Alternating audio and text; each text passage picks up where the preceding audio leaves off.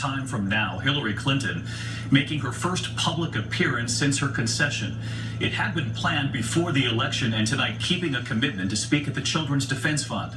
And her first public moment comes just as her win over Mr. Trump in the popular vote has now surpassed the 1 million mark, fueling some of those protesters and questions about the Electoral College.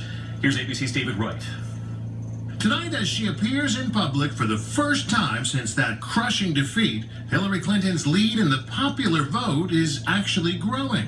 Already more than 1 million votes ahead of Trump. By the time all the votes are counted, she may well end up with more raw votes than all but one of the men ever elected to the presidency. The lone exception, Barack Obama. This is what democracy looks like. The fact that she lost anyway is partly what's fueling outrage. On a call with congressional Democrats, Clinton said no one is sorrier than she is. Remember, Hillary got more votes than Donald Trump. Do you understand what that means?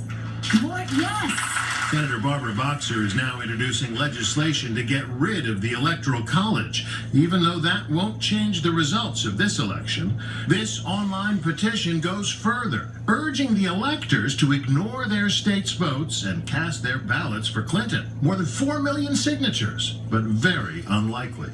Trump himself once called the Electoral College a disaster for democracy. These days he calls it genius, but also insists that if the election were based on the popular vote, he could have easily won, campaigning more in New York, Florida, and California. And David Wright with us live tonight as well. And David, any clues on what Hillary Clinton will say tonight? And despite that popular vote tally, is she now done in politics? People will be listening very closely to that speech that she'll be giving at the Children's Defense Fund tonight. It's a commitment she made long before Election Day, as you said, probably hoping to give a different sort of speech, David. David Wright with us as well. David, thank you.